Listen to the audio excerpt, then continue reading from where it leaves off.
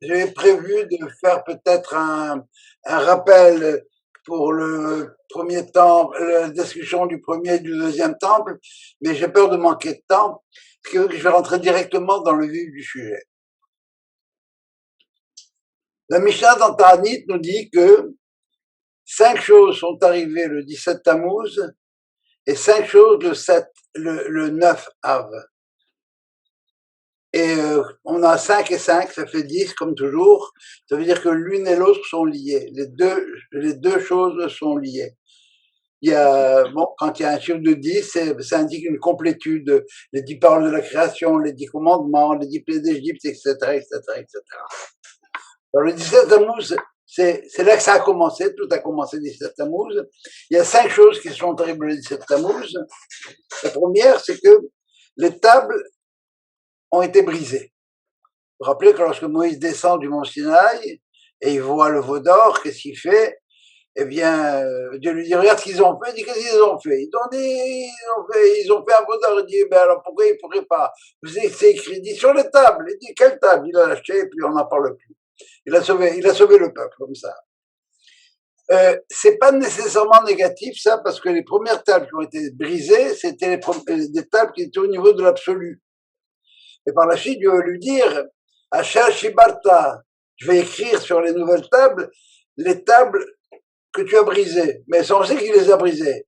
Alors, Asher Shibarta, les Chachamim nous disent, Yeshkoich chez Shibarta Otab. Parce que tu as bien fait, parce que tu as sauvé le peuple. Et après ça, on a reçu les deuxièmes tables. Les premières tables étaient absolument impraticables. C'est un niveau absolu. Ce qu'il y a écrit, il y a écrit. Et on ne déroge pas de ça. Et la deuxième table, c'est le fondement de la loi orale. À partir de là, on commence à travailler. Et beaucoup plus que ça, c'est que si Dieu a pardonné cette faute-là, c'est une faute avec un F majuscule, eh bien, il pardonnerait à peu près n'importe quoi. Et c'est ça ce qu'on apprend. Et c'est ça Yom Kippour, par la suite. Yom Kippour, c'est la réception des deuxièmes tables. C'est le jour où on a reçu les deuxièmes tables. Et c'est la preuve que Dieu a pardonné et donc va pardonner. Deuxième chose qui s'est produite le 17 Tammuz, il y avait plus de quoi faire un sacrifice quotidien. On ne pouvait plus. Le temple était pris d'assaut, si vous voulez, et puis on a, voilà, Bouta la Tamise, à l'époque du deuxième temple, ou du premier temple, on a plus été capable d'apporter le sacrifice quotidien. Troisièmement, le muraille de Jérusalem a été éventré. Ça veut dire que c'est la première fois une brèche dans la muraille. Ça commence par la brèche dans la muraille, et ça va finir par la destruction du temple. Quatrièmement, apostomos. Le nom apostomos, c'est le nom qu'on donnait à quelqu'un qui est né après la mort du père. Dans apostomos, vous avez le mot posthume. Alors quelqu'un c'est un prénom qu'on retrouve. Si le père est mort entre-temps, ben le gosse on l'appellera apostomos. Et finalement, on a mis une statue de Zeus probablement dans le Echal, dans le Kodesh HaKodashim. Alors, si vous voulez, c'est quelque chose qui commence au cœur du temple, parce que qu'est-ce qu'il y avait dans l'Arche Sainte? Eh bien, il y avait les brisures des premières tables. Elles étaient gardées, premièrement. Ça commence là. Deuxième chose, il n'y a plus de sacrifice quotidien. Où est-ce qu'on faisait le sacrifice? Dans la cour du temple. On passe du centre du temple, le Kodesh HaKodashim, et on va vers la cour. Troisièmement, la muraille était éventrée. On va encore plus loin, c'est la muraille qui est autour de Jérusalem. Apostomos brûle la Torah, ça se passe où d'après le Midrash? Ça se passe que les soldats romains ont cherché des gens qui se révoltaient, et puis ils ont encerclé la ville, ils ont essayé de trouver des truands à l'intérieur de la ville.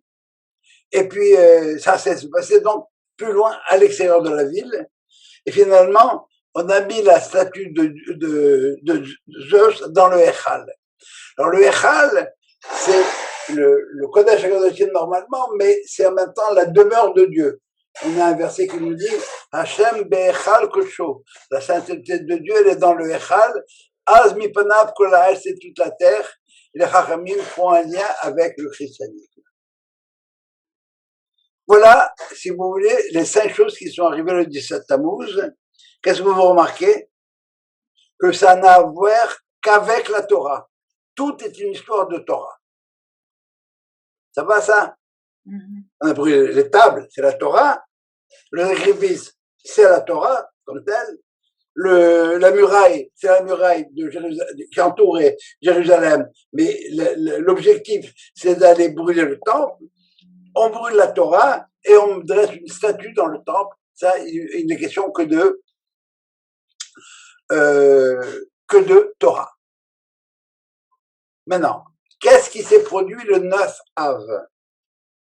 Eh bien, le 9 Av, Nigzar, première chose, Nigzar al-Abot. Ça veut dire que lorsque les explorateurs sont revenus de leur mission et qu'ils ont dit on veut pas aller en Israël, alors il y a eu une décision de Dieu, eh bien vous ne rentrerez pas en Israël. Vous allez mourir dans le désert tous autant que vous êtes. Deuxièmement et troisièmement, c'est la destruction du temple. Pas en termes d'endroit religieux, le temple, il faut le savoir, c'est l'endroit où tout le monde se réunissait. Il y avait à l'époque du temple, les pèlerins venaient de tout Israël.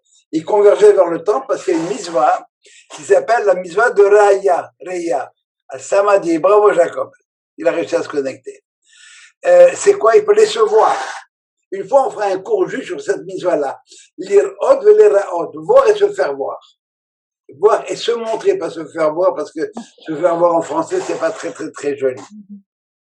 D'accord? Donc, le temple, si vous voulez, c'est le deuxième, troisième temple, c'était la vie du peuple, elle se faisait autour du temple. Les gens portaient là-bas des sacrifices, et tout ce qu'ils faisaient, ils le faisaient à travers le temple. Mais c'est le peuple qui se réunissait. Quatrièmement, c'est la chute de Bétar. C'est quoi Bétar? C'est le quartier général de comment il s'appelle? De Maccabée. Non. Non. Voyons, c'est le Bar Kokhba. C'est le QG de Bar Kokhba. C'était Bétar.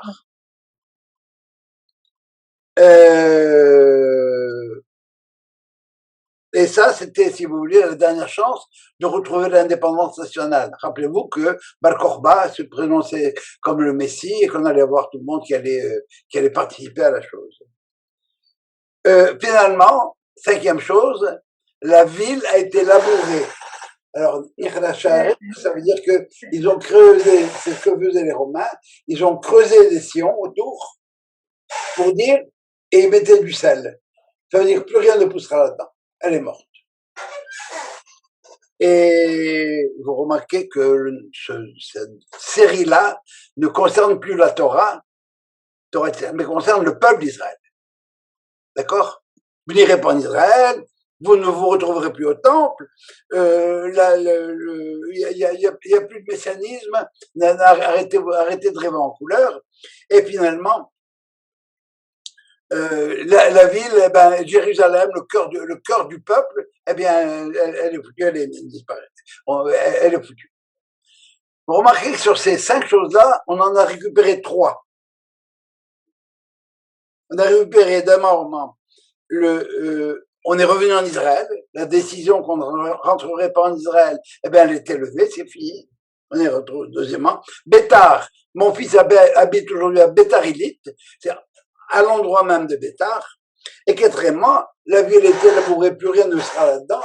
Eh bien, plus rien ne sera là-dedans, c'est faux. Parce que plus vivant que ce qu'on a en Israël aujourd'hui, on n'a jamais eu, ou presque. Donc, ces 5 choses-là concernent le peuple. Il reste 2 choses qui n'ont pas été réglées, c'est le problème du temple. On n'a pas réussi à reconstruire le temple. Pourquoi on ne peut pas reconstruire le temple? Parce qu'il faut un Sanhedrin pour le faire. Il faut un Sanhedrin de 71 personnes Et il y a eu des tentatives d'avoir un Sanhedrin. Plusieurs, il y en a eu. La dernière, vous savez quand c'est la dernière tentative d'avoir un Sanhedrin? Quelqu'un a une idée? En 1904. 60, il y en a eu en 1500, il y en a eu plusieurs. Mais en 1904, 71 rabbins se sont réunis et qui avait à leur tête Rabbin Steinsaltz, Zichrono Libracha. Tentative d'avoir un Sanhedrin, 71 personnes, ça n'a pas marché, bien sûr. Pourquoi? Parce que depuis quand les rabbins vont être d'accord entre eux? Donc ça ne marche pas. Il y a forte opposition rabbinique.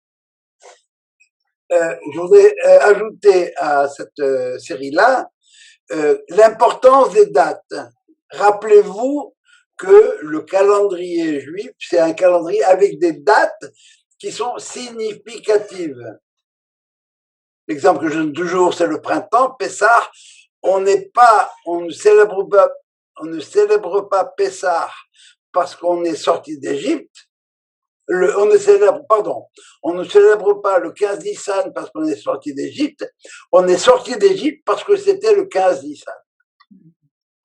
Ça veut dire qu'il y a un programme là-haut où, à telle date, bon, c'est le temps du printemps, le temps de la résurrection, le temps où on sort de l'hiver. Et c'est pour ça qu'on nous dit que Bepessah Nigalu, Bepessah Atidin Negel. À Pessah, ils ont été délivrés, et à Pessah, ils sont encore délivrés.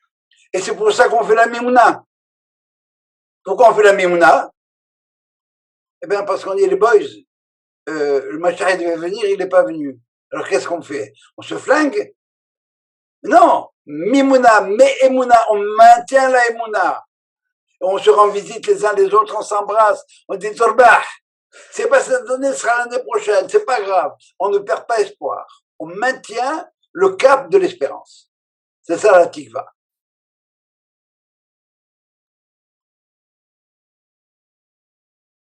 Et puis les dates du 9 Av, eh bien, si vous googlez ça, vous allez trouver un paquet de choses. En l'expulsion des Juifs de France sous Philippe le Bel, c'était en 1306.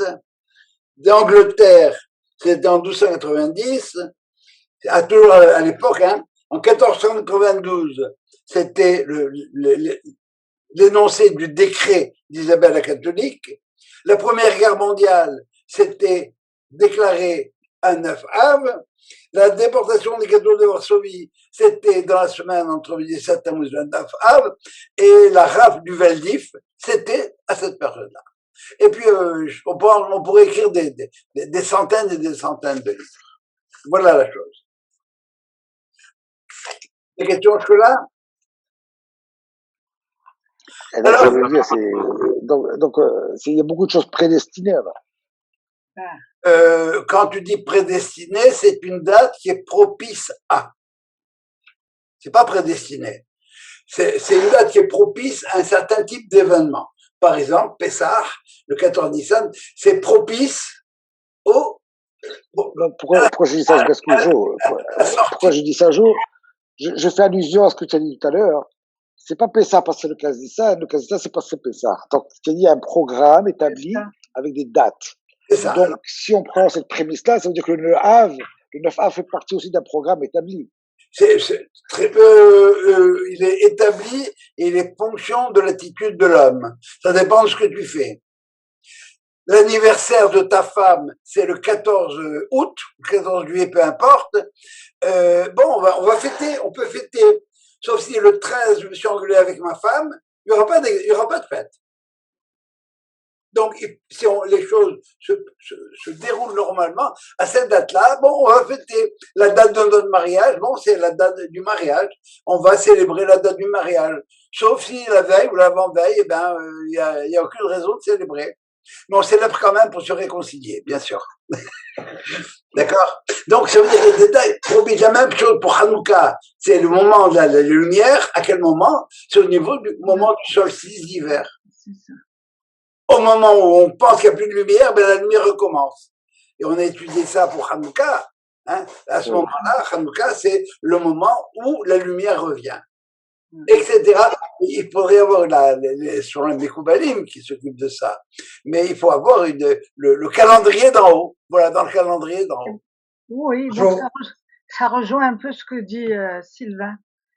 Enfin, quand Dieu dit, nous donne ce calendrier 2 semaines à l'avance, quand il dit Rosh HaChodashim Bishvilchem, il avait déjà son plan. Dieu nous dit que c'est à nous de décider des dates. Les dates, elles sont là. On va décider que Rosh Chodesh sera là et que ça sera à tel moment. Qu'est-ce qui va se produire à ce moment-là? Ça va dépendre de l'état du peuple.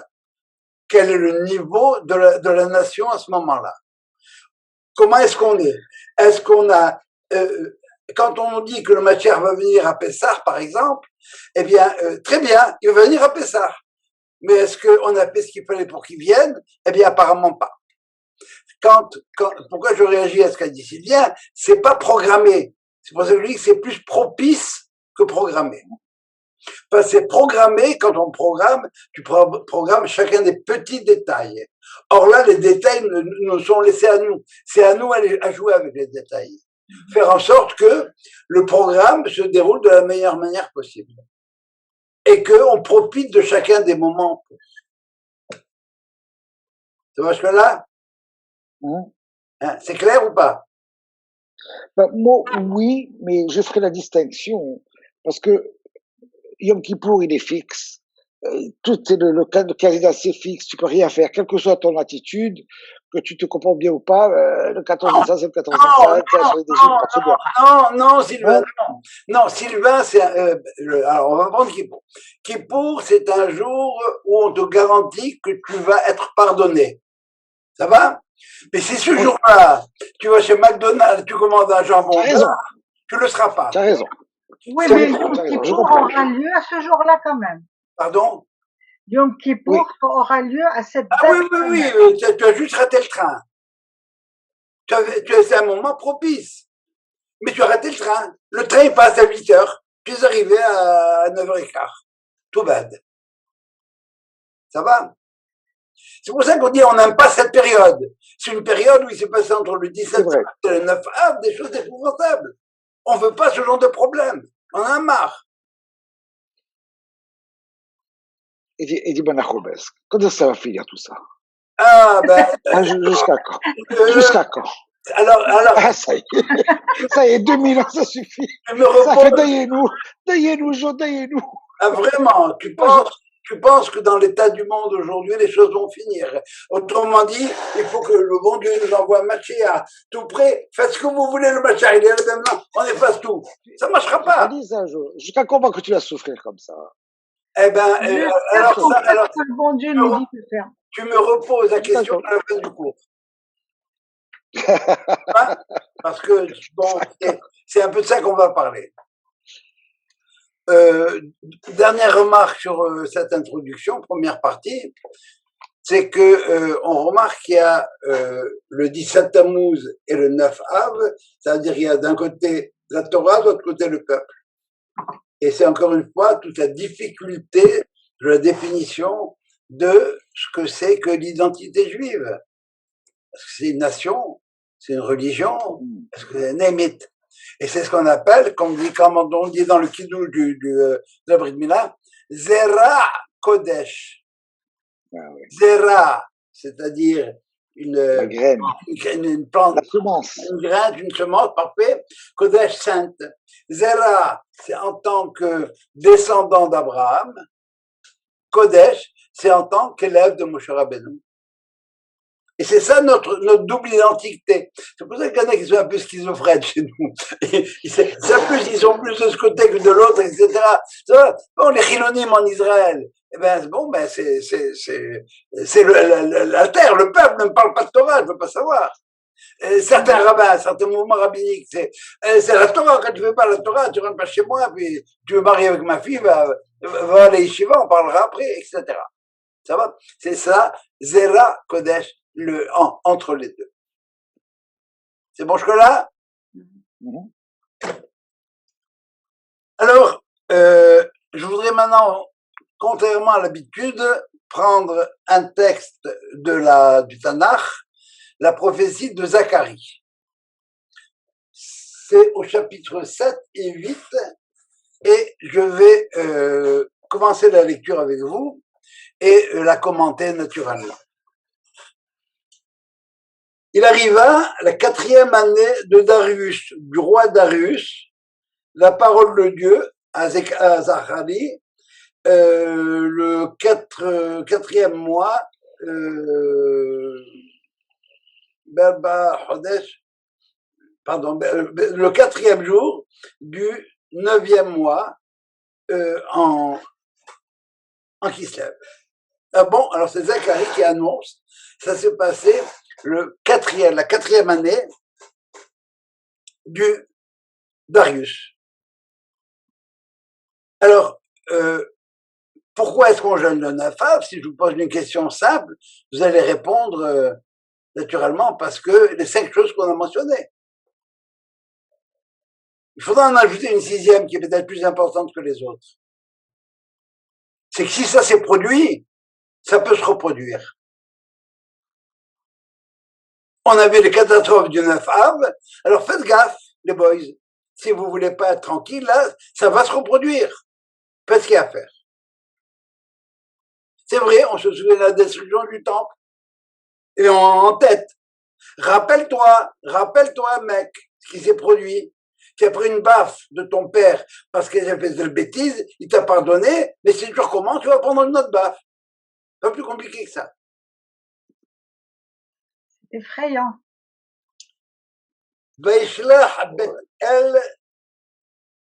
Et on a envoyé à Bethel, c'est-à-dire au temple de Jérusalem, 4 personnages pour poser une question à Dieu.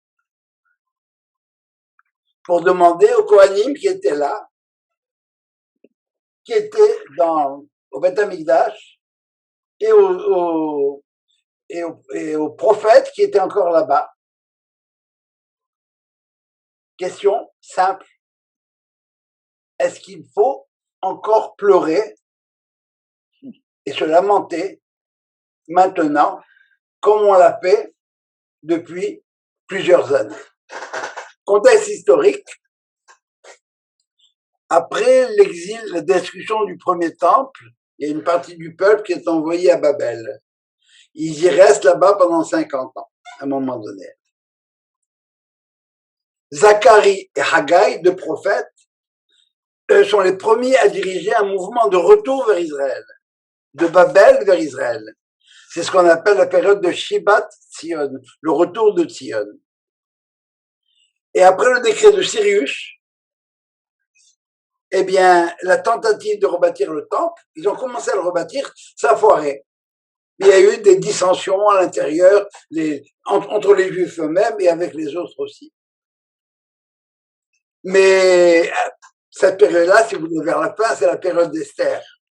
Mais après le décret de Darius le Grand, qui a été proclamé la 2e année de son règne, donc 2 ans avant qu'on ait 2 ans après qu'on ait recommencé j'ai du mal, mais enfin, je suis arrivé. 2 ans après le début de la reconstruction du temple, on commence à reconstruire le temple. Ça a duré 6 ans. Alors, il y a une délégation à Babel qui arrive et vient poser la question, est-ce qu'il faut continuer à jeûner le 9 Av? Probablement, vous avez sûrement entendu autour de vous des gens poser la question, est-ce que maintenant qu'on est à Jérusalem, est-ce qu'il faut continuer à jeûner? Vous avez bien des gens qui vont trouver la bonne raison pour pas de le faire. Alors, c'est une question simple. Est-ce qu'on jeûne ou on ne jeûne pas? À question simple, réponse simple, oui ou non? Eh bien, vous connaissez tous l'adage qui dit la chose suivante. Pourquoi vous les Juifs, quand on vous pose une question, vous répondez par une autre question? Et qu'est-ce qu'il répond le Juif? Et pourquoi pas? Pourquoi pas?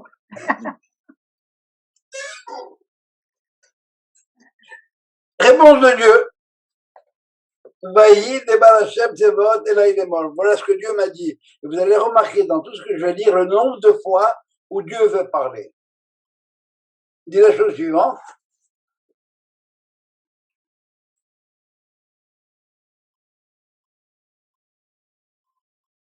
Quand vous avez jeûné et gardé le deuil au 5e, au 7e mois, et pendant 70 années, est-ce pour moi que vous avez observé le jeûne? C'est pour moi que vous avez observé le deuil? Et quand vous mangez, quand vous buvez, n'est-ce pas vous qui mangez, qui buvez? Waouh! Qu'est-ce qu'il dit Dieu en même temps? Je vous ai jamais demandé de jeûner, moi. Le seul jeûne qui est demandé dans la Torah, c'est le jeûne de Kippour. Et on en a 5 autres. Mais c'est à vous de décider, les boys. Faites votre examen de conscience. Mais puisqu'on en parle, vous avez soulevé le problème. Alors, je vais vous donner mon avis. Est-ce que vous avez oublié les paroles que Dieu a données par les anciens prophètes, alors que la ville de Jérusalem était habitée, paisible, et même tout le pays comme tel? Autrement dit, ce que Dieu leur dit, c'est pas à moi de décider. Vous voulez mon avis, voilà pourquoi. Voilà pourquoi ça n'a pas marché. Ben, c'est parce que vous n'avez pas écouté nécessairement ce qu'on vous a demandé, ce qu'on vous a demandé de faire. Puis la parole de l'Éternel, puis etc., etc. Rendez des jugements de vérité. Pratiquez l'un envers l'autre la charité et la pitié. N'opprimez pas la veuve et l'orphelin, l'étranger et le pauvre. Ne méditez pas dans votre cœur de méchanceté l'un contre l'autre. Mais vous avez refusé d'obéir. Vous avez présenté une nuque rebelle. Ça m'a dit Marco. On s'était bouché les oreilles pour ne pas entendre. On avait rendu son cœur dur comme du diamant pour rester sourd à l'enseignement des paroles des prophètes. Il y a eu un grand courroux de la part de Dieu. Je me suis énervé.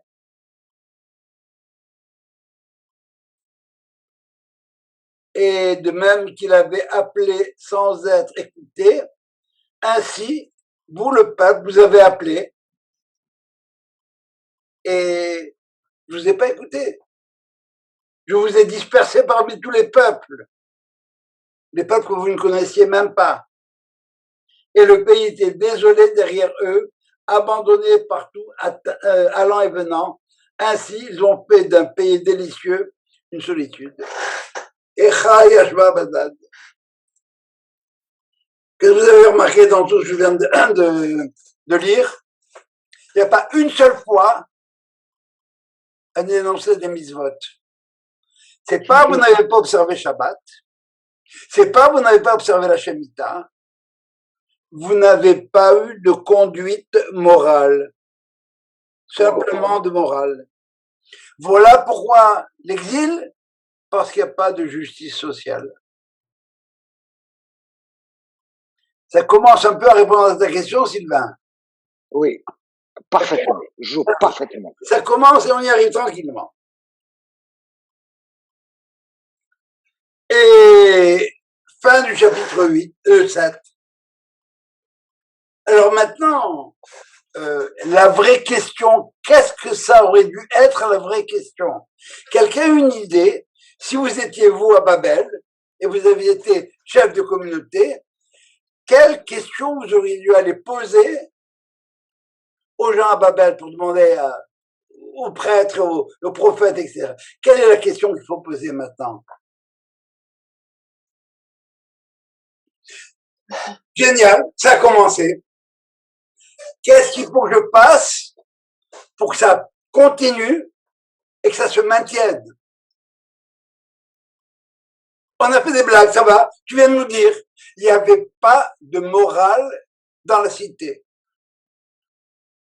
Et tout ce qu'on va dire à Tisha B'Av, vous ferez attention dans les phrases qu'on lit après la Hamida de Milham. La phrase centrale, c'est Tzion bemishpat tipade. Tzion sera délivré par la justice. Tisha B'Av, Tzedaka et ceux qui reviennent par la charité. Tzedaka, une justice qui en même temps englobe la tzedaka, la générosité, l'amour de l'autre. Alors apparemment, dans le chapitre qu'on va dire maintenant, chapitre 8, Dieu va répondre à une question qui n'est pas posée, qui est sous-jacente. La question qui est sous-jacente, c'est, regarde mon Dieu, tu es très sympa, je vais transposer dans notre temps. Regarde-nous tout ce qu'on a mis comme tel, comme énergie avec Sahel. On a reconstruit un pays. On a mis une armée pour nous défendre. Il y a des gens qui ont perdu leurs enfants, ils ont envoyé leurs enfants et leurs petits-enfants dans ces armées-là. On fait notre mieux. Maintenant, bon Dieu, toi, qu'est-ce que tu as fait? Réponse de Dieu. Alors, la parole de Dieu peut t'adresser. Ça va revenir 7 fois.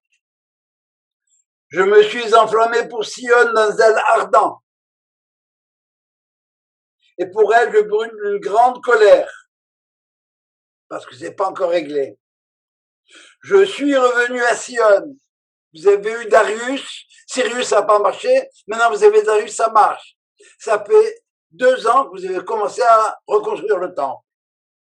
Et j'ai rétabli ma demeure au milieu de Jérusalem. Dieu est là. Comment il a dit l'autre?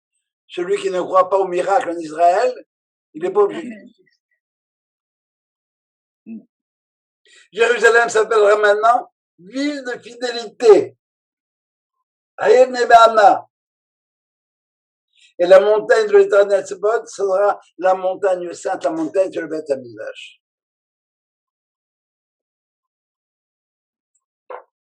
Voilà. Je suis revenu. J'ai fait en sorte que la galoute prenne fin. Voilà le début de la Géoula. Ça démarre. Ça a démarré. Le temple sera rebâti. On a commencé à le construire. Je serai une ville de vérité, de Hémet. Maintenant, les boys, c'est à vous de jouer. Moi, j'ai fait ma part.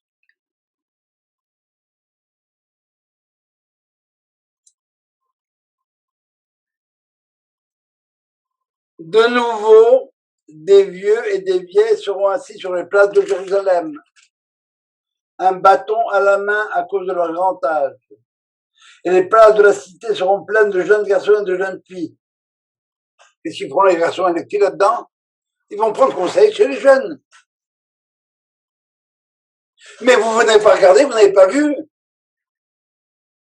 Vous n'êtes pas conscient de ce que moi j'ai fait maintenant. Vous pensez que vous étiez à Babel tranquille, beau gosse, et qu'entre-temps, on rebâtit le temple tranquille comme ça ne marche pas comme ça.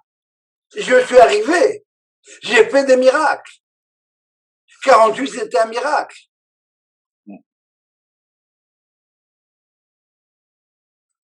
Vous n'avez pas vu que c'est moi qui ai commencé. C'est moi qui vous ai ouvert la porte. Alors entrez, faites ce que vous avez à faire. Le Rav Kook disait la chose suivante. Avant, dans la Hamida, au moment de Modim, on dit Vetehezena enenu beshufcha letzion berachamim. Le roi Hashem amahazir shechinato letzion. Vetehezena enenu. Que nos yeux puissent voir quand tu reviendras à Sion. C'est pas un vœu pieux. C'est je suis revenu, mais vous l'avez pas encore vu. Qu'est-ce que vous faites encore à Babel? Pourquoi vous n'êtes pas tous revenus? Il n'y aurait eu aucun problème si vous étiez tous revenus. Si tout Israël, toute la diaspora était aujourd'hui en Israël, Vous pensez qu'on aurait les mêmes problèmes? On en aurait d'autres sûrement, oui, c'est vrai. Mais vous n'avez pas vu.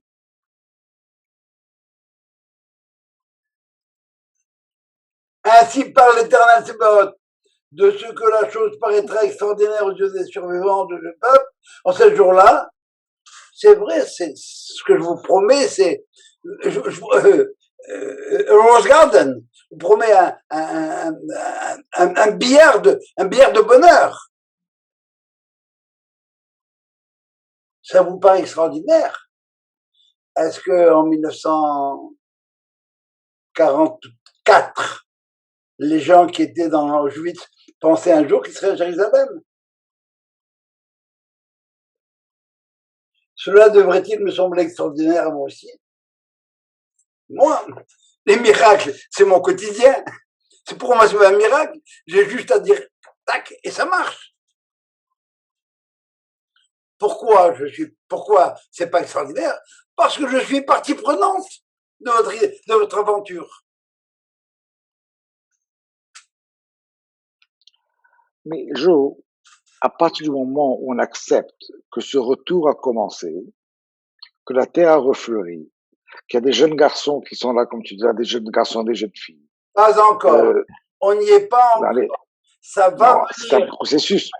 Non, oui. non, laisse-moi terminer mon point. On assiste à un événement qui est quand même miraculeux, comme tu l'as dit tout à l'heure. Donc Dieu il a dit à un moment donné, ça y est, maintenant, je vous ouvre la porte. Donc c'est comme pour dire, bah, là maintenant vous le méritez. Non,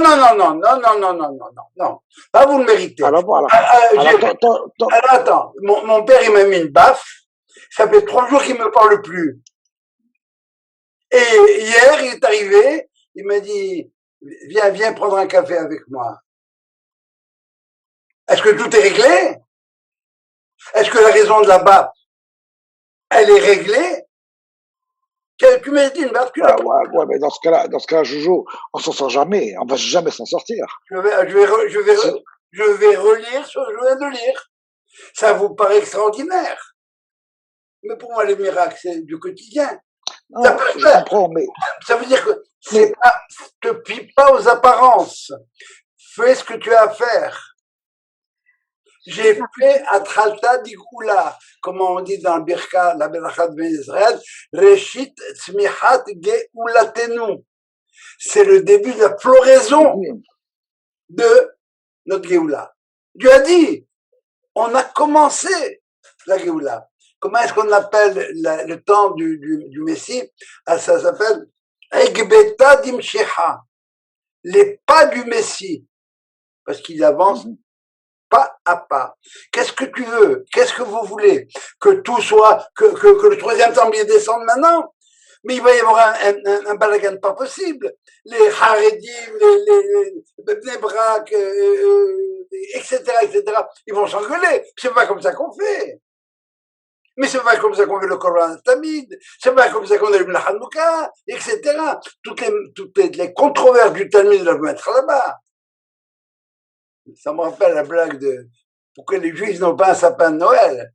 Aïe, si les Juifs ils avaient un sapin de Noël. Aïe. C'est quoi la taille du sapin? Comment tu as dit?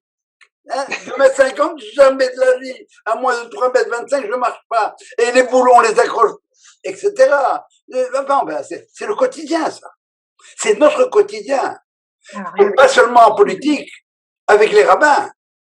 Le rabbin il permet, l'autre il permet pas. J'ai ouvert la porte. Jamais de ta vie, tu n'aurais pensé une seconde que après l'échec du décret Darius, ça pourrait marcher. Ça fait 2 ans que ça marche maintenant. Je suis pas un miracle près.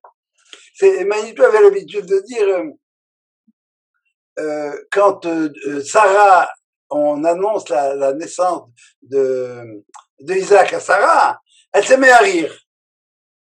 Et Manitou dit est-ce qu'un miracle c'est trop grand pour moi? Il parle de Machem d'abord. Et Manitou dit alors il va y avoir un miracle. Il va y avoir un miracle. Et encore une fois, la sagesse populaire, celui qui ne croit pas au miracle en Israël, regarde. Mais maintenant, si tu penses que c'est à partir de ton salon que tu vas régler le problème et que le Mashiach va venir, ça va descendre, tout bad. Rappelle-toi ce que je t'ai dit avant. Voilà ce qu'il faut que tu fasses. Tu l'as pas fait, je t'ai jeté. Maintenant, je reviens.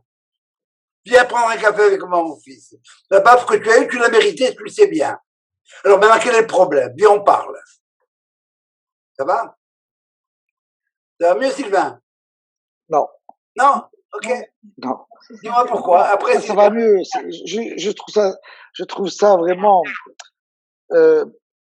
pas négatif. Je trouve ça comme si on n'a aucune chance de nous en sortir. Il n'y a pas d'issue. Il n'y a pas d'issue. Pas d'issue, ouais. Est-ce que les gars en 44 à Auschwitz, ils pensaient qu'il y aurait une issue? Mais non, mais c'est justement pour ça que je dis ça. Alors, puisqu'il y a une issue en 44, là, je me dis, ok, là, j'aperçois, je vois la lumière au bout du tunnel. Là, je dis, non, c'est pas nécessairement la lumière au bout du tunnel. Tu déconnes encore, le tunnel va te rentrer dans la gueule. Absolument. Mais, ah ouais, ça c'est clair, ça. Si tu fais pas ce qu'il y a à faire, tu l'auras pas. très bien. Ou bien, je reprends ce que je voulais dire. Je te donne la parole juste après, Sylvia. Je reprends ce que j'ai dit. Je m'excuse. Ça veut dire que il y a un temps d'histoire qui est 6000 ans. Au bout de ces 6000 ans, il y aura un événement messianique. Il y aura un événement, une eschatologie. Est-ce que ce serait une eschatologie heureuse ou malheureuse? Ça va dépendre de ce qui se passe d'ici la fin de l'an 6000, numéro 1. Numéro 2, est-ce que moi, en tant qu'individu, j'aurai ma part? C'est un deuxième problème. Il va y avoir quelque chose, je sais pas, je comprends pas que nous qui sommes nés il y a plus de 70 ans, plus de 60 ans au moins, je parle pas pour vous, je parle pas pour vous, hein. Et moi, ça fait plus longtemps. Oui, est-ce qu'on n'aurait jamais rêvé voir le film Exodus à Paris, dans la grande salle? Quand j'ai vu Exodus, j'étais tout joie. C'est un début. Atralta dimshira. oui, parfait. Ça, tu vois, là, à Mokéoud, on est parti. Tu vois, j'aime ça. Moi, je me dis très bien. Je me dis, il y a comme un silver lining. On a fait un peu de bien. On a fait quelque chose de bien, pas mal. Mais ce que je retire aussi de ce que tu dis, le plus important, c'est l'entente entre nous plus que n'importe quoi. C'est ça. Puisque Dieu dit, c'est pas les mitzvot. Non. Vous vous êtes engueulés entre vous. Vous n'êtes pas respectés. Vous n'avez pas fait la charité. En fait, c'est l'entraide l'un envers l'autre qui est, à mon avis, l'essence même L'exemple de notre. C'est ça, je crois. L'exemple que je vais te donner, c'est en 1970. Est-ce que quelqu'un aurait simplement pu rêver que, en l'an 2000, il y aurait le président du Congrès et le président de fédération qui soient tous les deux des séparades? Je te dis ça, on t'aurait enfermé. Oui ou non? Toi et moi, les témoins de ça, t'as déjà raison. Mais si quelqu'un l'avait dit, on l'aurait enfermé. Joe, tu as tellement raison. You're so fucking right. Voilà. Ça va. Mais regarde. Je vais prendre d'autres exemples beaucoup plus courants. Aujourd'hui, s'il y a un peuple qui se lève contre un autre peuple, s'il y a une injustice quelconque, on la dénonce dans les journaux. À l'époque, mais on n'en parlerait même pas. Ils ont tué combien? Ils ont tué juste 1 million, ils auraient dû en tuer 3. Maintenant, chaque mésaventure, chaque chose qui sort un peu de la norme, et la norme commence à se resserrer de plus en plus, on est de plus en plus exigeant par rapport à ces choses-là. Oui. Voilà. Oui, Sylvia. Moi, la question que je me pose, je me dis quand même, il y a un certain nombre de Juifs à travers le monde qui s'est rendu en Israël. Les autres sont restés à l'extérieur. Est-ce que ceux qui ont fait l'effort d'aller en Israël doivent payer pour les autres? C'est quand tu dis, tu n'as pas fait ce que je t'ai dit de faire. Pourquoi vous n'êtes pas tous revenus? Mais il s'adresse à ceux qui sont revenus. Parce que Israël est un peuple. C'est en Israël, on est responsable les uns des autres. Kol Israël Arevim Ze Laze. Mais c'est loin de l'être. Oui, non, mais ça Non, pense. je suis pas d'accord avec toi. Pardon? Moi, je suis pas d'accord avec toi. Je crois que on s'aide beaucoup plus aujourd'hui qu'on s'est jamais aidé parce qu'on est beaucoup plus proche. Oui, sous des apparences de tension, etc. Moi, je crois qu'il y a un mouvement incroyable. Sylvain, on est sur la bonne voie. Je suis bien d'accord avec Oui, toi. Sauf qu'en Israël, aujourd'hui, ils n'arrivent pas à avoir un gouvernement. 59-60. 59-61. voilà. Alors, on Ouais. s'entend au niveau politique maintenant? Mais à ce Non. niveau-là, on s'entend pas. Et Bennett, il vient de faire un enfant dans l'eau à Bibi. Oui. Alors, c'est bien ça. C'est la gloriole, je veux être président. Alors, je fous en l'air mes idéaux. Oui. Tu connais la phrase de Peggy que j'adore. La phrase, pas Peggy. Tout commence en mystique et se termine en politique. Vraiment, Ça veut dire que la mystique, politique, c'est où est ma place à moi? Exactement. Qu'est-ce que j'ai à gagner là-dedans? Mais, cela étant, on n'a jamais eu des conditions aussi magnifiques que celles qu'on a maintenant. Moi, je dis pour le peuple juif en général. Pour le peuple juif en général, pour Israël, mais pour le peuple juif en général.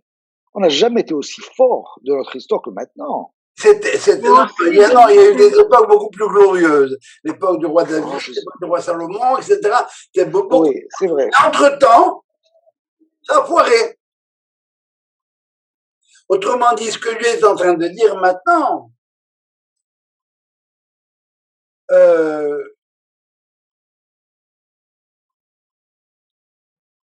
alors le choix n'est pas extraordinaire. Si vous faites ce qu'il y a à faire, je vais vous donner un coup de pouce. Ah. C'est ce que je viens de lire. De ce que la chose paraîtra extraordinaire aux yeux des survivants de ce peuple, et en ces jours-là, cela devrait me sembler extraordinaire à moi aussi. Mais moi, je fais ce que je veux. J'appuie sur un bouton et c'est réglé. Intervention de Dieu. Ainsi parle l'Éternel Sébaoth. Oui, certes, je vais par mon secours retirer mon peuple de l'Orient, du pays du soleil couchant. Oui, je vais vous aider à revenir. Oui, il va y avoir la Jayas, il va y avoir l'Ayas. On va vous permettre de faire une alia, on va vous aider pour votre alia. Et je les ramènerai pour qu'ils habitent dans Jérusalem. Ils seront mon peuple à moi, je serai leur Dieu. En vérité, en lui. Le mot important ici, en vérité et en justice. Et Yelam Elohim Be'emet ou B'tzedaka. Je ne parle pas de religion. Tout à fait. C'est magnifique. C'est magnifique. Oui, oui, oui, oui, oui. Et en fait, on fait le lien avec le côté éthique de l'armée d'Israël de Tsahal, qui est une des armées les plus éthiques du monde. Pas les plus, la plus éthique. La plus éthique. Oui, la plus éthique. Alors maintenant, on va arriver aux prophéties de Dieu. Que vos mains s'affermissent.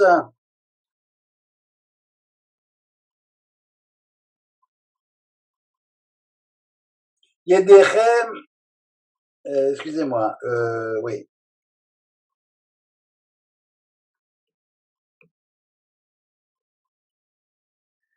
Que vos mains s'affermissent. Vous qui, en ces temps, avez ouï ces paroles sorties de la bouche des prophètes. Vous qui m'avez posé la question maintenant. Redressez-vous. Retroussez les manches. Qui parurent au jour où fut fondée la maison de l'Éternel Sébaoth, etc. Car avant ce temps, il n'y avait point de salaire pour l'homme, point de salaire pour la bête, pour les allants et les venants. Il n'y avait pas de sécurité contre l'ennemi. Maintenant, vous en avez. Et je lançais tous les hommes les uns contre les autres parce que vous faites pas ce que vous faisiez pas ce que vous aviez à faire. Mais à présent, c'est plus comme avant. J'ai pris une bière hier, mon fils. Bah, tu as mérité ta veine. Alors viens, assieds-toi, on va prendre un verre de thé ensemble. Je ne suis plus comme par le passé à l'égard des survivants de ce peuple. Il y aura comme des semailles de paix. La paix, on revient avec la paix. La vigne portera son fruit. Il va y avoir encore, la terre va refleurir, et on le voit. Tout ça, c'est aujourd'hui. Hein. Vous avez juste à regarder ce qui se passe. Hein. On parle aujourd'hui ici. Hein. Et la terre donnera son produit. Le ciel répandra sa rosée. Et à ceux qui restent du peuple, je donnerai en partage tous ses biens. Même s'ils sont au Canada. Et de même que vous aurez été un objet de malédiction parmi les peuples, ô maison de Juda et maison d'Israël, ainsi assurerai-je votre salut, vous serez une bénédiction, ne craignez point, mais tehezekna yedechem. Bougez, n'attends pas que ça vienne de là-haut. Fais ce que tu as à faire.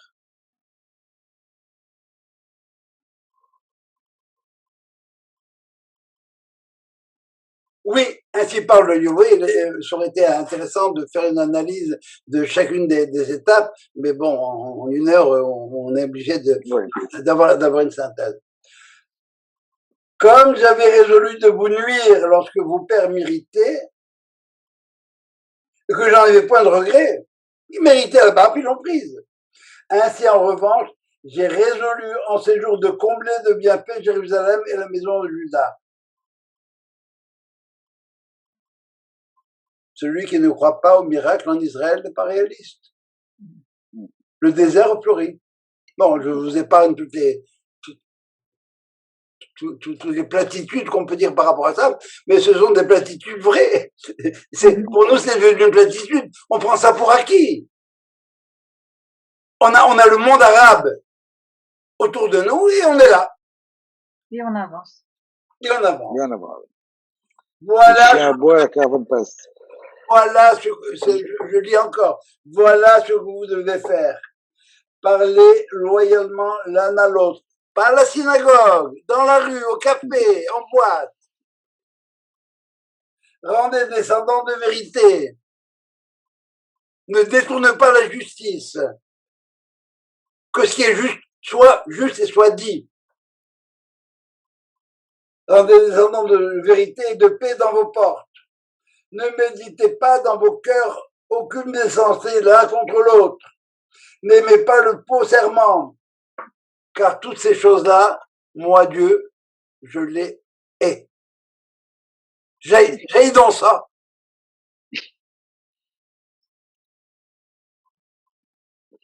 Et voilà la conclusion maintenant. La conclusion, c'est un verset qu'on lit avant, à la synagogue, le samedi qui précède les jeûnes du 17 Tammuz, de Tzom Gedalia et du 10 Tebet.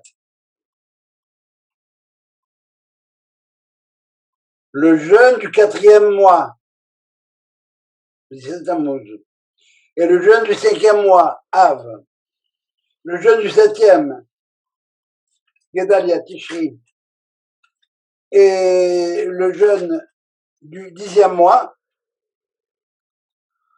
10e mois, c'est Kippour. Oui. Non. Non, parce que Rosh Hashanah, c'est le Tebet, le 10 Tebet. Seront changés pour la maison de Juda en joie et en allégresse. Wow. Et en fête solennelle.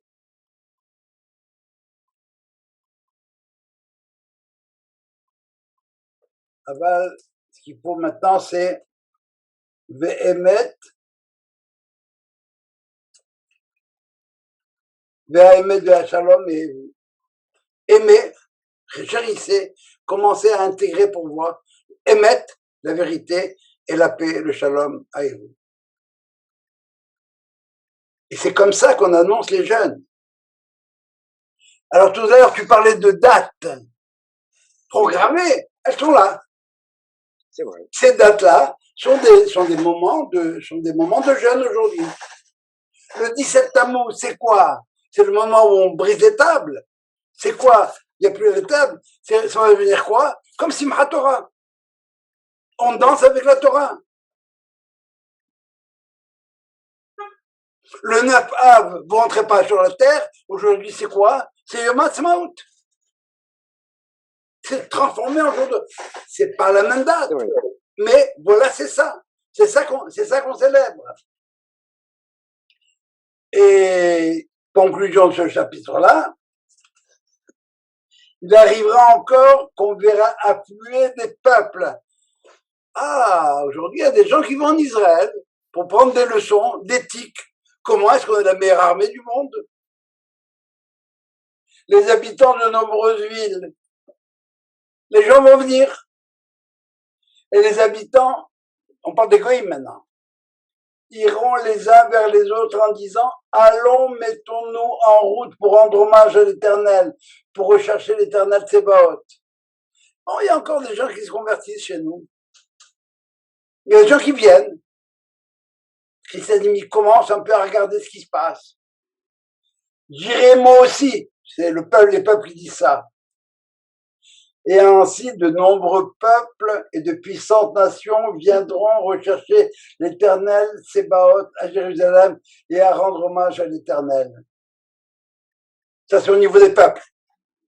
Mais au niveau individuel, en ces jours-là, 10 hommes de toute langue et de toute nation saisiront le pan de l'habit d'un seul individu juif en disant « Nous voulons aller avec vous, car nous avons entendu dire que Dieu est avec vous. » Voilà. Oh, la carotte. Si tu pleures sur ton sort. Si tu jeûnes, c'est pour méditer et pour corriger et faire en sorte de rentrer dans ce frame, dans cet espace-là. Alors, j'ai rien inventé, hein. Zacharie, chapitre 7 et chapitre 8. Et je crois que j'en ai d'extraordinaire, c'est qu'on est en train de vivre ça. Oui. On est en train, c'est encore une fois, à Tralta d'Igoula, je vous ai raconté l'histoire. Raconté l'histoire du père qui a promis à son fils que pour son mariage, je lui offrirai une maison. Le gosse se marie, il dit, papa, vous voulez à la maison? Il dit, viens mon fils, il l'amène, il y a un chantier, il y a un grand trou, et des grues, et on commence à mettre des fondations. Voilà la maison. Elle est en train de se construire. Mais dis-moi comment ta femme elle veut disposer, elle veut faire le setup de la maison, etc. Comment tu veux? Dis-moi, on va le faire. Alors, la faute première de l'homme, de Adam, c'est d'avoir mangé de l'arbre avant son temps. Il n'avait pas mangé de tous les arbres. Il ne s'était pas constitué de toutes les valeurs. Alors, quand il a mangé de l'arbre de connaissance du bien et mal, c'était mélangé pour lui. Il faudrait qu'il meure pour revenir. Autrement, il serait toute sa vie embrouillé. C'est ça, une seconde. C'est ça l'importance de détruire pour pouvoir reconstruire. Parce que ce que j'ai construit, peut-être c'est pas sur des bases suffisamment solides. Alors, est-ce qu'on est à même, quand on dit never again, ça veut dire quoi? Ça veut dire qu'on se rappelle de ce qui a amené Hitler au pouvoir. Alors maintenant, si un dictateur qui arrive, fais gaffe. Quand Ahmadinejad il commençait à montrer des dents, eh bien,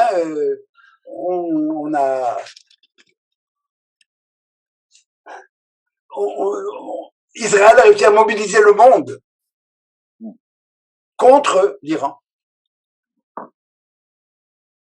Et voilà, c'est clair. Oui, c'est très clair, c'est magnifique ce que tu dis, la question que je me pose, on a le rôle individuel et le rôle du peuple.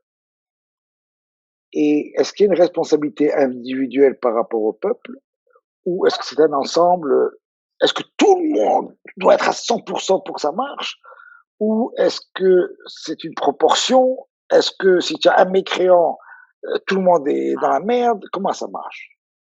Bonne question.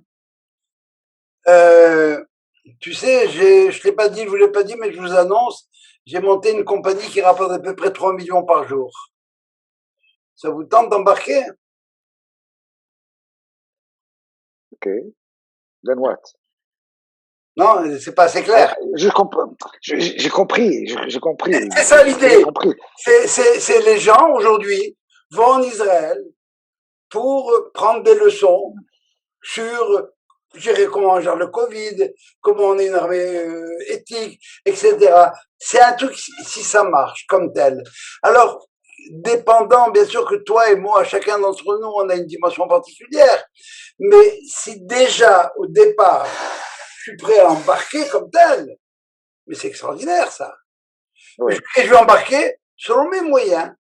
Quand je contribue à l'appel juif d'un montant de X, et que Bronfman, il fait 100 000 fois X, eh bien, parce que lui, il a les moyens, mais moi, j'ai mis mon X. Et mon X, à moi, il est plus gros que les 100 000 fois X de Bronfman. Mais ça veut dire que bon, mes moyens sont limités. Alors, je fais ce que j'ai à faire avec les autres. Alors, la responsabilité individuelle, il y a une phrase de Manitou, il n'y a qu'un seul être au monde qu'on ne peut pas tromper. C'est soi-même. C'est vrai. Est-ce que je fais ce que j'ai à faire? Alors, si tu peux répondre oui à cette question, quand tu vas arriver là-haut à 120 ans, on va te demander qu'est-ce que tu as fait? Tu pourras répondre la tête haute, j'ai fait le maximum de ce que je pouvais faire. Et parfois même plus. Alors, qu'est-ce que j'avais? De quoi j'ai besoin tout seul? Tout seul, je peux rien faire. Mais si j'ai un support collectif, wow! Raison pour laquelle je pose cette question. Dans les méthodes de Rabbi Shmuel, c'est klal ou prat ou klal. Il y a une collectivité, il y a l'individu et il y a la collectivité. C'est plus la même. Alors, mais regarde, Jean, tu prends sur les 12 éclaireurs, il y en a 10 qui sont revenus et qui ont critiqué Israël. À cause de 10 hommes, le peuple entier a payé. Non, il faut relire ce passage-là. Ça veut dire que le peuple s'est laissé embarquer par ces 10 hommes-là. C'est ça. Et tu es responsable de ça. Tu es responsable des gens qui ont mis Hitler au pouvoir. Tu es responsable du gouvernement que tu as aujourd'hui. Et qu'est-ce que c'est 10 hommes par rapport à 600 000 hommes? Mais on leur marche dessus en avance. Le peuple, il était très bien dans le désert. Je veux pas aller faire la guerre. Je suis allé du désert avec moi, j'ai Rabbeinu Kornbroich chez Shiva. J'ai à manger, à boire et à me vêtir. Je fais pas la guerre. Beau gosse, qu'est-ce que tu veux que je me casse la tête là-bas? Dieu, il a dit, ouais, bon, mais tu sais, Dieu, il dit plein de choses. Le peuple, tu peux pas pleurer. Sur 600 000 personnes, il y en a juste 10, et à part Caleb et Yoshua, les autres n'ont pas réagi. Peut-être qu'il y en a qui se sont tus, mais ça marche pas du tout comme ça. Tu es responsable des gens pour lesquels tu as voté tout bad. Ça va? On les a quand même induits en erreur, on leur a fait peur. C'était pas quelque chose de... On peut critiquer les explorateurs, mais pas le peuple que les explorateurs exprès ont induit en erreur. Eh bien, ce que je veux te dire, c'est que les gens qui ont été induits en erreur sont des gens qui n'ont aucune mémoire. Parce qu'ils étaient au Mont Sinaï, parce qu'ils ont traversé la mer Rouge. Ils sont sortis de l'esclavage. Et c'est pas grâce aux dômes de fer. C'est Dieu lui-même qui est arrivé, ils l'ont vu. Zé Eli Véanvé où je le vois. Et j'ai oublié tout ça. Ça veut dire que je suis un foutu opportuniste. Et que Maïmouna, tu as tellement raison. Et que Maïmouna, elle est très faible, Maïmouna. Tu sais, Jo, la raison. Pardon? La raison. Tu sais, Jo, ce que je te dis maintenant, je vois aujourd'hui, on assiste, la raison pour laquelle j'ai parlé de Merageli, parce qu'on voit un gros pourcentage de juifs américains maintenant qui critiquent l'État d'Israël. Oui. Et je vois des pourcentages qu'à 25%. Et par contre, pour contrecarrer ça, il y a des mouvements incroyables qui se mettent en place pour contrecarrer ces gens-là. Donc c'est une réaction. Et pas seulement des juifs. Et pas seulement des juifs. Donc, pour confirmer ce que tu dis, on se laisse pas endormir par par que 20% je veux pas être grossier, mais bon, il y a quand même beaucoup de mouvements juifs et non juifs, tu as raison, qui combattent cet élément-là pour soutenir Israël.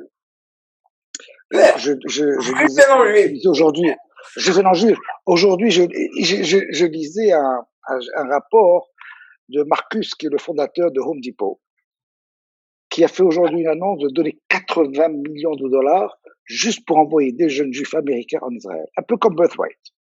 Voilà un homme. Je suis sûr qu'il va pas beaucoup le faire à la synagogue, hein. Mais il dit, je mets 80 millions de dollars pour l'État d'Israël. C'est tout? Vous pouvez pas ajouter à zéro, ça n'aurait pas tellement dérangé. Joël, tu avais quelque chose? Non, c'est un petit commentaire, ça va. Vas-y, je t'écoute. Non, je disais que il y a un côté où effectivement le peuple est opportuniste en fonction de ce qui lui arrive au moment présent et de tirer sa carte à son bénéfice, point final, quoi. Tout commence en mystique et se termine en politique. Oui, exactement. Le ego, c'est on revient au problème. Le ego, me, myself and I. Qu'est-ce que moi j'ai gagné là-dedans?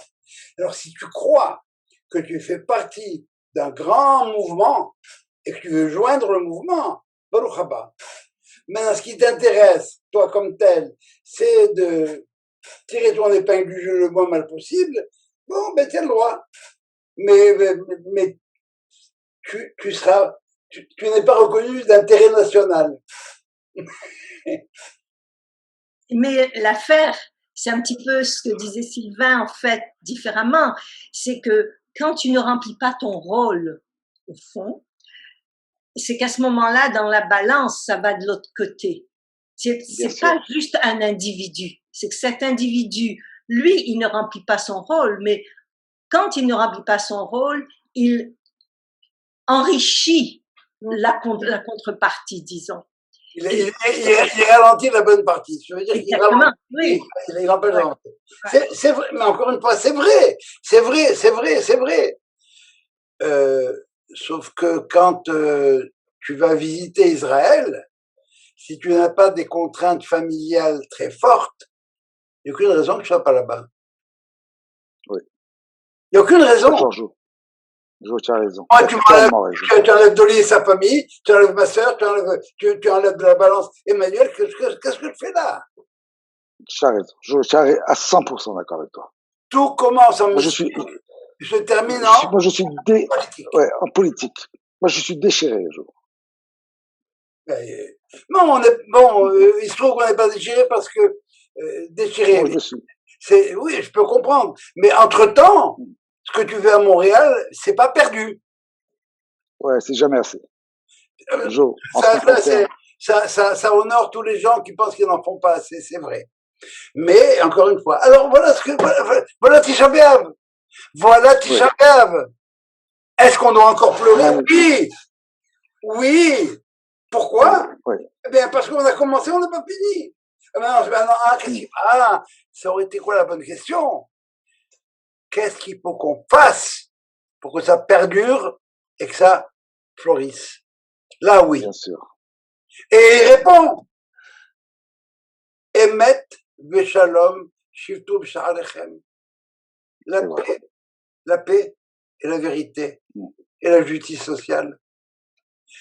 Est-ce que j'ai une seule fois parlé, est-ce que le prophète, c'est lui qui parle, est-ce qu'il a une seule fois parlé des mitzvot? Non, c'est vrai. Ben, il en a parlé, parce que dans les mitzvot, Tzedek, Yudov, etc., on recherche ça, mais c'est pas le sacrifice quotidien. On pleure la destruction des temples. Ça veut dire de quoi? De l'union, de l'unité, de la cohésion d'Israël. C'est quoi la cause de la destruction du deuxième temple? C'est Sinam, la haine gratuite. Est-ce que vous savez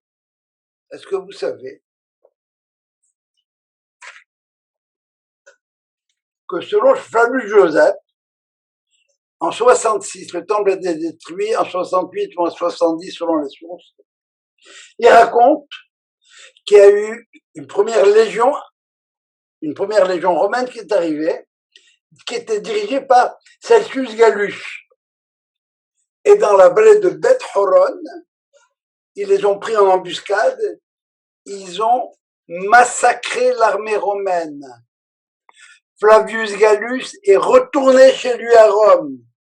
Et comble de malheur, comme de désespoir pour les Romains, ils ont perdu l'aigle romain. L'aigle romain, c'est le symbole, c'est le drapeau, vraiment, on est là. Non, ils l'ont perdu. Et en Israël, à ce moment-là, ils ont frappé une monnaie après ça. Et cette monnaie, ce qu'ils avaient frappé comme monnaie, quand vous irez en Israël ou si vous en avez chez vous, regardez la pièce de 10 shekels, c'est la représentation de ce qu'ils avaient frappé comme monnaie à ce moment-là. Et à ce moment-là, Néron, quand il voit ça, alors, ils se sont fait massacrer, Israël a récupéré je ne sais pas combien de millions et de milliers d'armements de guerre. Les catapultes, ils sont partis, comme en Égypte, ils ont laissé les godasses, eh bien, eux, ils ont laissé les armées. Donc, à ce moment-là, Néron envoie Vespasien pour mettre la révolte. 4 légions romaines qui attaquent sur 3 fronts. Hyper sophistiquées. Les régions romaines, c'est des machines de guerre. Et en arrivant à Jérusalem, ils n'ont pas besoin de se battre. Pourquoi? Parce qu'il y a 3 armées à Jérusalem qui se battent les unes contre les autres. Ouais.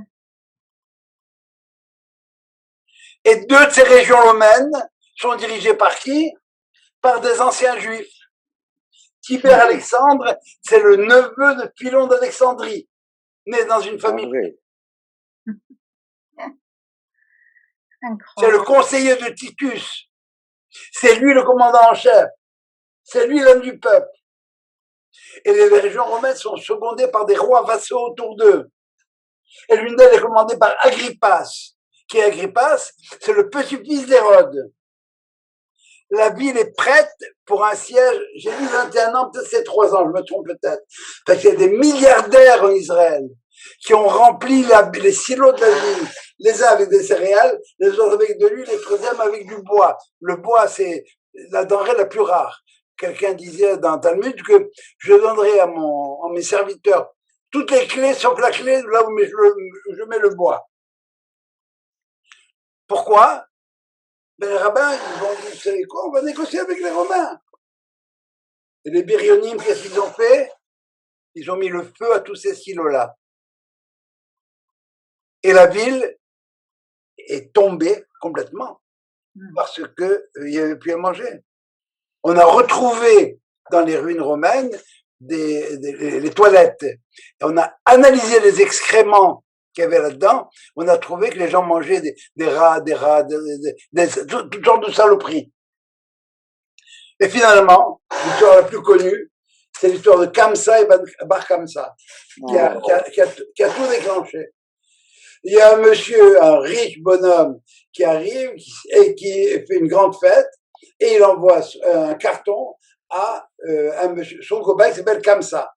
Le bonhomme en question se trompe et il va chez Bar Kamsa. Et Bar Kamsa, c'est l'ennemi du patron de la fête. Et Bar Kamsa arrive, l'autre lui dit, qu'est-ce que tu fais là? Qui c'est qui t'a invité? Il dit, j'ai reçu un carton. Il va de là, il dit, écoute, je suis là, laisse-moi entrer. Il n'y a pas question. Je paye pour tout ce que je mange. Pas question. Je paye pour toute la fête. Va-t'en. Et monsieur Bar Kamsa se dit quoi? Tous les rabbins qui sont présents ici, il n'y en a pas un seul qui a levé un sourcil. Et ben, il n'y en a pas un seul qui a dit, il est là, laisse-le rentrer. Des rabbins comme ça, moi, j'en veux pas. C'est allé voir les Romains, il dit, les Juifs, ils prévoient une révolte. Tu veux la preuve? Envoie-leur un animal pour le sacrifier dans ton nom, tu vas voir. Ils ont envoyé un animal, et le Bar Kamsa, pendant un moment donné, il a crevé l'œil de l'animal. Il y en a qui disent qu'il a coupé une oreille. Mais donc, la bête en question, maintenant, n'est plus valable pour le sacrifice. Il a crevé l'œil. Il a crevé l'œil. Pourquoi? Parce que les rabbins, ils ont rien dit. Et quand on a bu l'animal, il y a des rabbins qui ont dit, c'est important, on va le sacrifier, on veut pas d'histoire. Et un rabbin qui lui dit, quoi? On va dire maintenant que les juifs, ils permettent d'avoir des sacrifices qui ont un défaut. Pas question. Et il y en a qui a dit, vous savez quoi, on va tuer celui-là. Celui pour qu'il puisse pas rapporter un des rangs qu'on n'a pas fait le sacrifice. Il dit quoi? On va tuer quelqu'un? On va dire que les juifs permettent de tuer quelqu'un? Et la chicane à poignée, vous connaissez la suite. Voilà sinat hinam. Quand on parle de haine gratuite, voilà de quoi on parle. Entre nous, la gauche, la droite, les autres. Mais dis-moi, la situation actuelle ne te fait pas peur? Mais je te répondrai, Sylvia. Ouais. Moi, je regarde l'histoire d'Israël. Malgré tous les déchirements de tous les partis politiques, à chaque fois qu'il y a une guerre, il y a une solidarité à toute épreuve qui disparaît lorsque la guerre est terminée. Mais lorsqu'il y a un danger qui menace, tout le peuple est ensemble. Clair. C'est absolument. Et je crois que c'est primordial. Et c'est la meilleure preuve, c'est Kippour. La guerre de Kippour. Après Kippour, il y a pardon, pas Kippour, 67. Après 67, il y a eu un mouvement absolument extraordinaire de solidarité. Bon, ben, c'est des moments, ce sont des moments comme ça qu'on attend. Alors, c'est clair que si vous attendez ça pour demain matin, il y a de très, très, très fortes chances que ça ne se produise pas, encore que. On pourrait penser qu'on aurait vécu la dernière année qu'on a vécue avec le Covid. Qui aurait pensé, qui aurait pu imaginer une demi-seconde que le monde arrêterait, que la planète Terre arrêterait de tourner? Qui aurait pensé? Qui aurait pensé qu'aujourd'hui, on ouvrirait l'ambassade des Émirats Arabes Unis à Tel Aviv? Aujourd'hui a été inaugurée. C'est comme ça qu'on pourrait c'était prévu, ça. C'était prévu, ça fait 4-5 ans. On vit. Oui, mais quand même. Ça fait 4-5 ans qu'ils sont en négociation. Mais oui, mais c'est ça. Ça se fait pas du jour au lendemain. Non, ils ont maintenu le cap. Mais c'est vrai, mais c'est un miracle quand même. Et ça fait 4-5 ans qu'ils sont en négociation. Encore une fois, le miracle, c'est que. C'est un miracle, c'est vrai. Le miracle, c'est qu'il n'ait pas tué les négociateurs juifs, parce que c'est comme ça qu'on les traitait à l'époque. On vit une époque. Je sais pas si. Je vous en parle parce que je suis comme vous, hein. Je sais pas si à chaque seconde, on est conscient de quel moment d'histoire on vit. Est-ce qu'il y a déjà eu autant de Torah en Israël aujourd'hui? Jamais. Pas seulement en Israël, partout. Dans le monde. Oui. Et beaucoup de non-juifs. Tout ça, c'est là-dedans, hein? Zacharie, chapitre 7 et 8. Quand vous vous sentez un peu déprimé, vous ouvrez. Je te dis, moi j'ai fait ma part. Maintenant, réveillez-vous. Préparez-vous, ça y est, ça se fera pas tout seul. Jo, c'est un excellent cours. Excellent cours. Comme d'habitude. Merci. Dans l'histoire qu'on a lue, et après ça, je vous libère. Dans l'histoire qu'on a lue, dans la paracha de la semaine dernière, vous avez les tribus de Gad et de Ménaché qui vont voir Moïse et qui lui disent on veut pas traverser le Jourdain. Et Moïse n'est pas content. Et il leur rappelle, vous le faire comme vos ancêtres ont fait, etc. Quel est le problème qu'il y avait? Il faut relire le texte, il faudrait faire une analyse de texte. Si ça vous tente, faites-la, ou l'année prochaine, si Dieu veut, on la fera ensemble. C'est qu'ils ont dit, Dieu, c'est lui qui nous a fait gagner la bataille contre Og, Melchabashan et Sihon, des géants. Dieu va faire la guerre. Et Moïse répond quoi? Vos frères vont aller à la guerre et vous allez rester derrière. Et après ça, toute une discussion s'engage. Et les mots importants de cette discussion-là, c'est vous allez aller l'ifne Hachem, pas derrière Dieu. Attendre que lui trace la volonté que moi, pas du tout. Tu dois être toi un précurseur. Tu dois toi tracer le chemin pour lequel, dans lequel je vais m'engager. Ah, si vous passez vous, si vous êtes en tête de file, vous faites ce que Dieu a dit à Abraham. Yitalech lefanai veyetamim. Marche devant moi. Ouvre-moi la voie. C'est clair que si tu ouvres la voie, je vais être derrière. Je vais te pousser. À un moment donné, s'il y a besoin de moi, je vais arriver. Il n'y a pas de problème. Alors que Noah est un Elohim, Yitalech Noah. Noah, c'est un petit bien, c'est un sadique. Mais il était derrière Dieu. Il attendait que Dieu ouvre la voie pour y aller, lui. Mais il lui a ouvert la voie. Et des rabbins qui disent, qu'est-ce qui se serait passé si Noé avait dit à Dieu, là, t'es bas, là, moi, je rentre pas. C'est toi un déluge. Moi, j'embarque pas. Il y a tout un courant de pensée chalcédique qui dit non. Noé n'aurait jamais dû entrer dans l'arche. Il a été poussé par les autres dieux que je meurs avec les Philistins. Et c'est pour ça que, quand on parle du déluge, le prophète dit, les eaux de Noé. Les eaux sont arrivées à cause de Noé. Oui. Si Noé avait dit, je rentre pas, eh bien, bon, mais on peut pas faire, Où est-ce qu'on voilà. serait à l'heure actuelle? On peut pas réécrire l'histoire. Vraiment, kol hakavod. Kol hakavod, Joe. Voilà les boys. Merci, Joe. Merci beaucoup. Bon jeune, et puis, Également à tous. et puis si vous avez acheté une voiture, eh bien, sauf s'il y a une grosse perte d'argent, attendez lundi. Mon fils m'a posé la même question. Tout à l'heure, il est arrivé. Papa, est-ce que j'ai une bonne affaire? Je peux signer? Je lui dis, si ton affaire, elle peut traîner jusqu'à lundi, attends lundi. Sinon, signe. Il n'y a pas de raison que tu perdes de l'argent. Si ça, ben, on parle pas de 50 ou 100 $. On parle d'une somme conséquente. Allez. Merci. Ciao. Merci. Kavod, très beau, très beau. Bye. Bye. Bye. Happy Tisha B'Av. C'est pour ça qu'on fait pas le vidéo à Tisha B'Av. Parce que Kara Alay Moed, ça va être un jour festif. Et les festivités vont commencer juste après Tisha B'Av, 6 jours après. Ça, c'est le cours de la semaine prochaine sur. Oui, le tout béat. Voilà. On Allez. va Salut. recevoir Bon jeûne à tout le monde. on va recevoir l'horaire.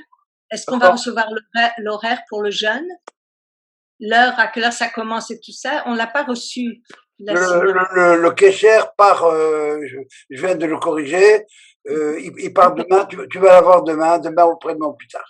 Ok, parfait. Oh, mais je peux te lire tout de suite. Tu peux manger samedi, viande, vin, tout ce que tu voudras, jusqu'à 8h38. Ok. Ça va? Ok. Et il faut pas de lentilles, rien du tout là. Le rabbin dit comme un festin du roi Salomon. Alors, enjoy. Voilà. Ok. Merci. Merci, Joe. Shabbat. Bye. Shabbat. Bye. Bye bye.